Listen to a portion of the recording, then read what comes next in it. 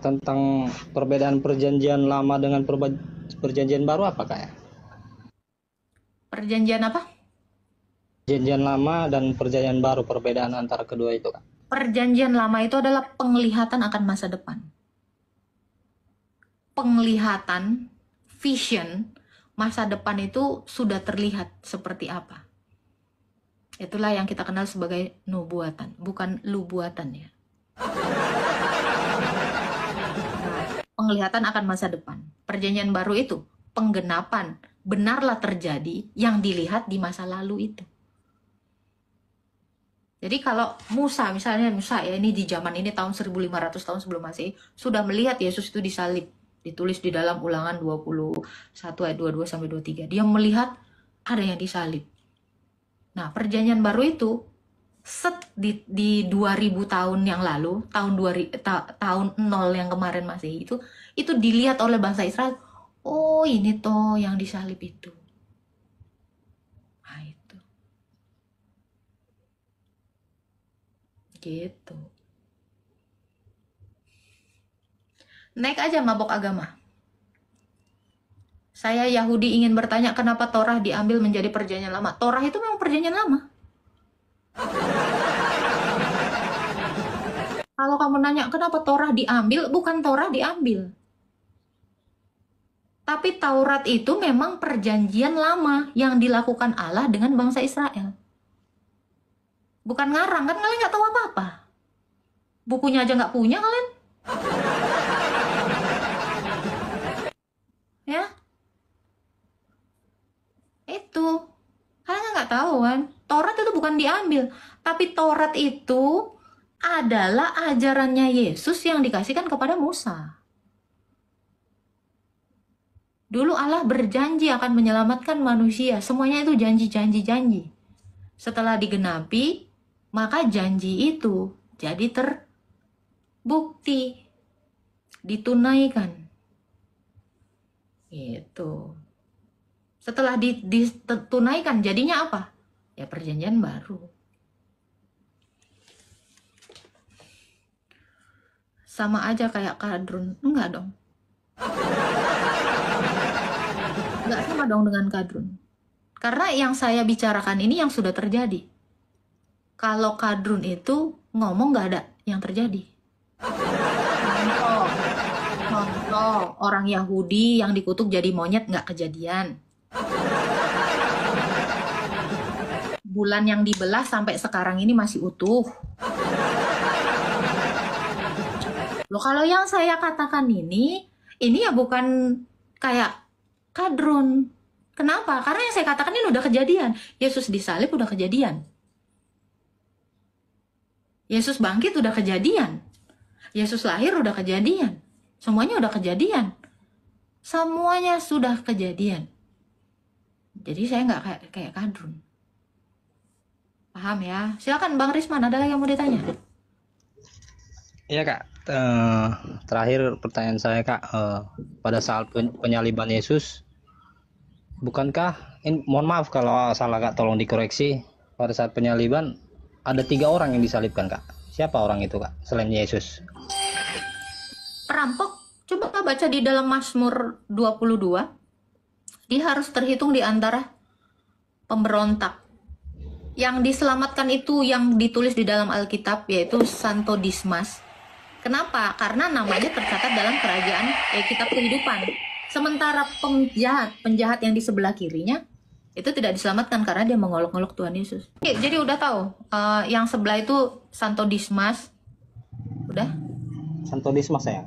Iya, yang di sebelah kiri nggak dicatatkan karena nama dia tidak tercatat dalam kitab kehidupan.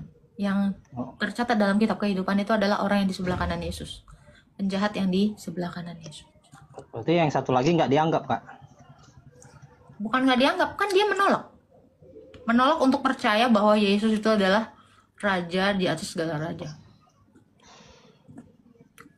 Dia menolak Yesus itu adalah Sang Keselamatan itu.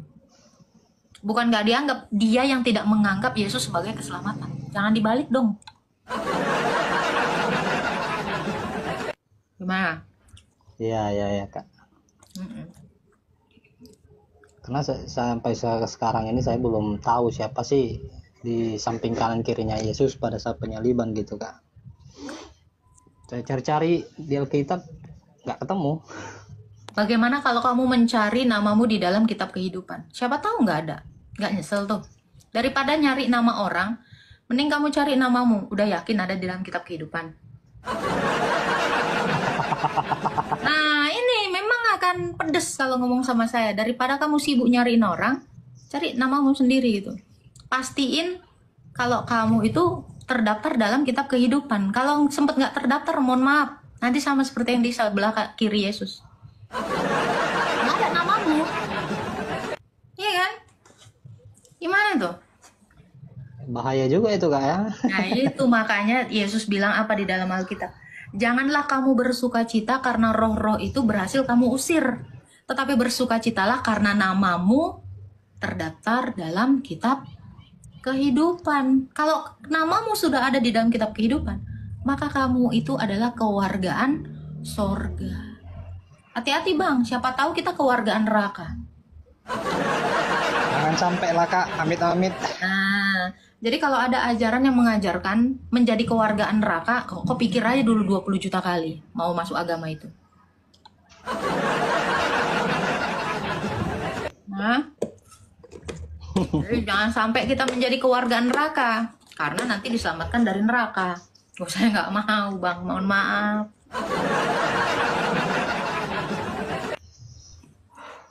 Tuh. Ada lagi bang, yang mau ditanya bang? Iya yang ya itu aja lah Kak dulu.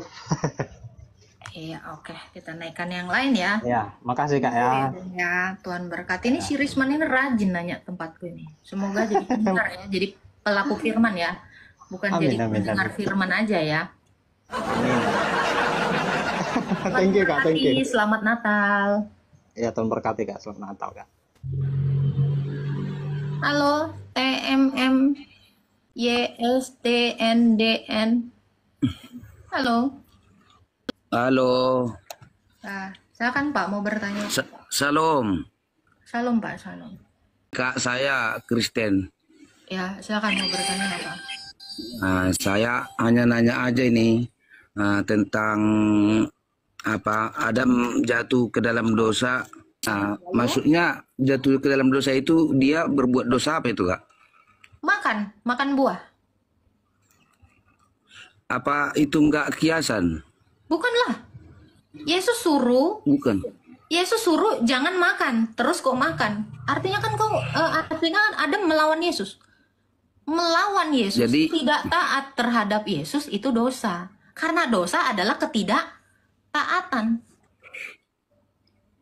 Ya itu dosa. Jadi iya maksudnya buah itu buah apa itu Kak? Buah itu buah yang tidak boleh dimakan. Oh enggak disebut namanya Kak ya? Enggak. Kenapa?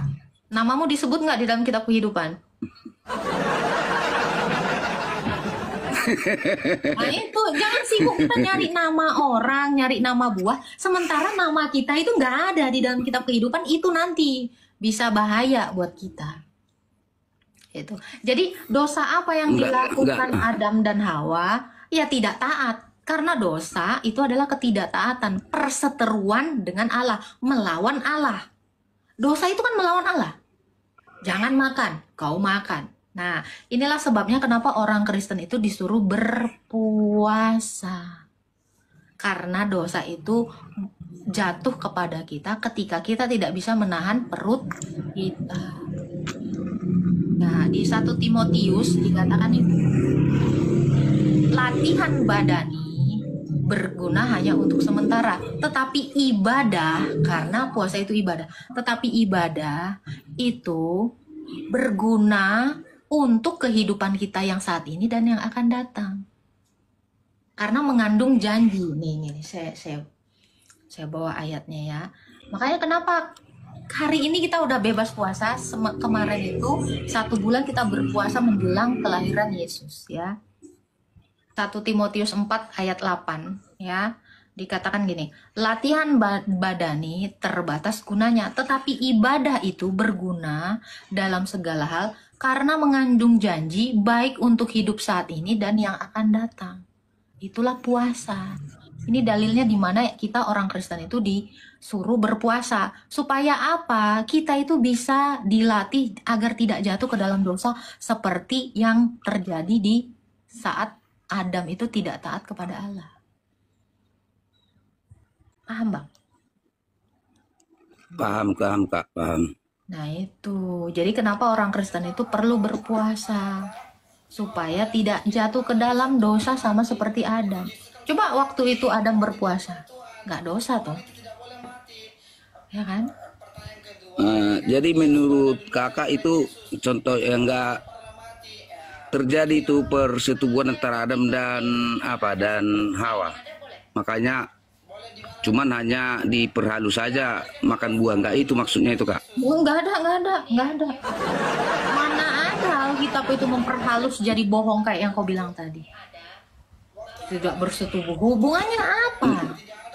Enggak, soalnya setelah orang itu memakan kan datanglah memanggil, di mana kau Adam, kenapa sembunyi? Buktinya orang itu jadi tahu orang itu telanjang itu, Kak.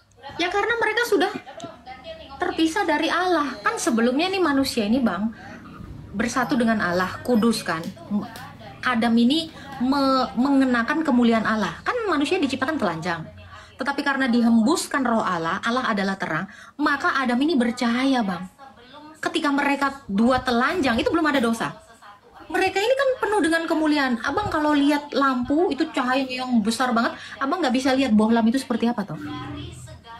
Ya kan? Karena saking cahaya itu besar sekali. Demikian Adam dan Hawa, sebelum dia jatuh ke dalam dosa, dia bercahaya. Maka dia mengenakan kemuliaan Allah, dia mengenakan Allah. Dia berbajukan cahaya itu. Makanya mereka nggak tahu mereka telanjang. Begitu mereka jatuh ke dalam dosa, kemuliaan Allah itu hilang dari Adam dan Hawa. Nampaklah. Akhirnya telanjang. Kemana setelah itu? Mereka menyemat pohon ara. Karena apa? Malu. Karena sebelumnya mereka berbajukan kemuliaan Allah, berbajukan cahaya. Makanya sekarang orang Kristen itu semuanya mengenakan Kristus dengan cara baptisan. Makanya tujuan kenapa Allah itu turun ke dunia, firman itu turun ke dunia diutus oleh Sang Bapa yang mengenakan daging.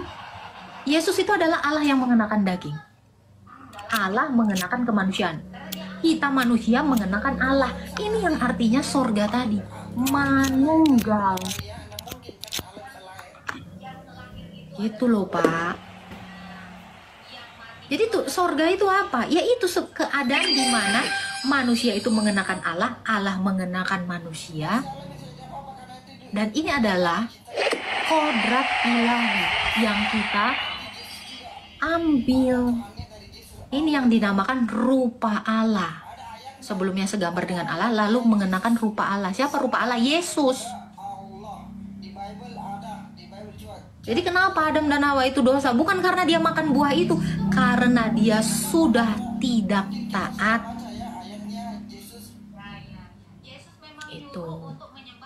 Jadi bukan salahin buahnya, tapi salahkan Adam yang tidak taat. Nah, sekarang kita manusia ini, Pak. Kita manusia ini semuanya melawan Tuhan dengan melakukan dosa. Makanya tidak ada cahaya kemuliaan di muka kita. Lihat, nggak glowing kita. Ya toh, coba lihat manusia, semuanya pakai baju. Kenapa? Karena nggak ada cahaya, nggak ada kemuliaan Allah di dalam diri kita. Makanya Yesus itu datang ke dunia mengenakan daging, dia memuliakan kita nantinya. Makanya orang Kristen hidup akan seperti malaikat bercahaya. Tadinya kita sudah diusir karena ketidaktaatan. Oleh Yesus kita dipanggil lagi. Makanya kita dimampukan untuk taat kepada Yesus. Setelah kita mengenal Yesus, kita berusaha mengerjakan keselamatan, mengerjakan ketaatan itu. Karena Yesus itu sudah mencurahkan Roh Kudus untuk kita manusia ini mampu melakukan ketaatan itu. Itu, Pak.